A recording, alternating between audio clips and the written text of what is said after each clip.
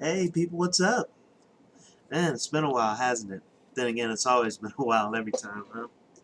Well, I figured with the MMA world being, all abuzz as it is right now, I figure I might as well just climb out of the rock I've been under and just give my 2 cents. I'm sure, as most of you all know, John Jones pulled out of UFC 151 rather than facing their replacement Chael Sonnen. That decision has caused like an enormous backlash from like every fighter that was on the ill-fated card. I mean, every major fighter has an opinion about it. Dana White is losing his mind over it. Just everybody has an opinion of it. It's just, man, it's all over the place.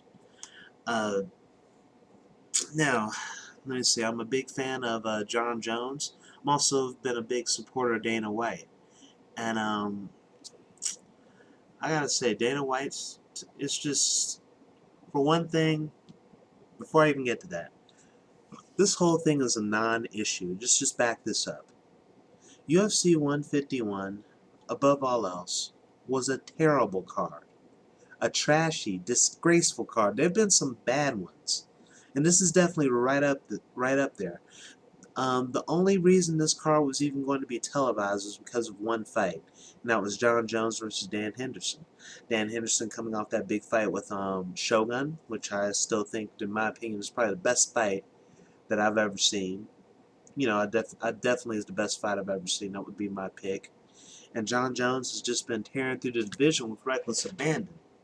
Uh, Even this fight right here, it wasn't exactly. I mean, though Dan Henderson poses a threat with the H bomb at any moment, I don't think he still had much of a chance to win this fight. I mean, John Jones has already tore through Rampage, Rashad Evans, Lyoto Machida, and sorry, and Shogun. So it's like I didn't think Dan Henderson had much of a chance besides the puncher's chance, which when that's one hell of a punch.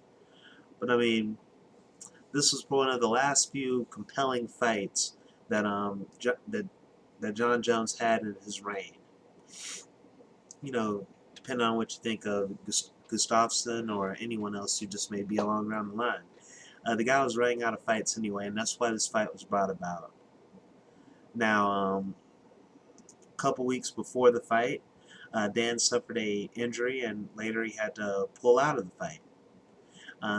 UFC offered to throw Chael Sonnen in to fight John Jones, and John Jones said, "Forget it. I'm not going to do that." Now, let's just go right here. Now, I'm sure a lot of people would have liked to see John Jones fight anybody, even if it was Chael Sonnen.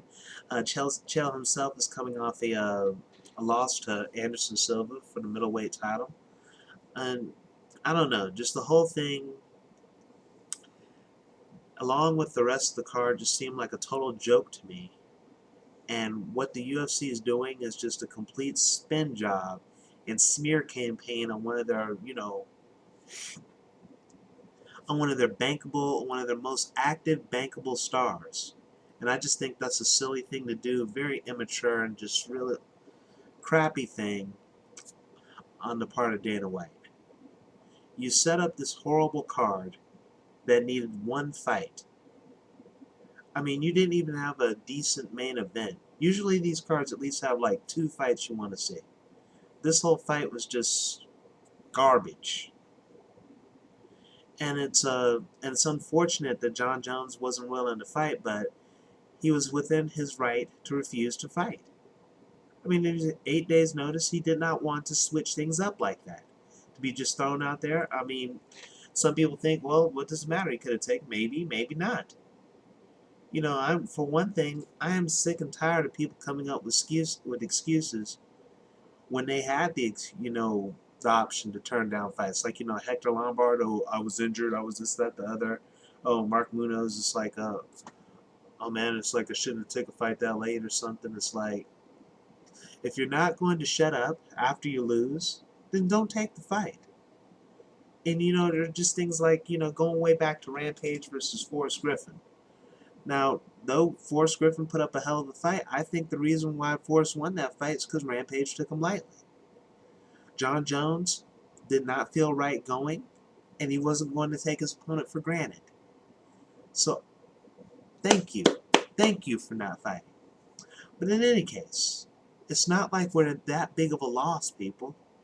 He's fighting in another 3 weeks. Why is this an issue? I just don't get it. I mean, and do you guys seriously think he was afraid of Chael Sonnen? After all the people John Jones has stepped up and fought in a row, what makes you think that he was ducking, that he was afraid of Chael? That's just that's silly talk. Come on. And sorry, there's a lot of collection of thoughts here, but like I said, we haven't missed anything. We haven't lost anything. John Jones is fighting in another 3 weeks from schedule against a Vitor Belfort, another fight that I kind of questioned anyway. And it's clear that, it's like Dana White has criticized boxing for making one-fight cards, putting on one fight that people want to see. He's always said, okay, these UFC cards, you get 4 or 5 fights. In boxing, you only get 1.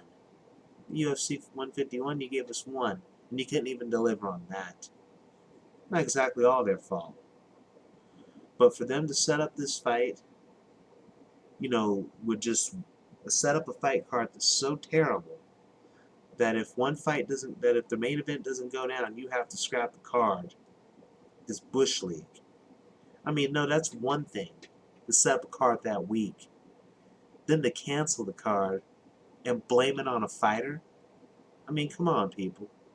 John Jones has the ability to punch people from the other side of the ring. He has the ability to elbow people's faces off. He has the ability to do a lot of things. One thing he doesn't have the ability to do is cancel a card. I mean, if you don't like John Jones, that's one thing. But let's not just be so crazy that we're just going to fall into Dana's little trick with the whole scapegoat thing. This isn't John Jones' fault. This is entirely the UFC's fault. Would I like to see him fight? Yeah, I would like to. I like seeing John Jones fight. I like seeing guys like Anderson Silva, GSP, and the like, get in the ring because they're the best in the world.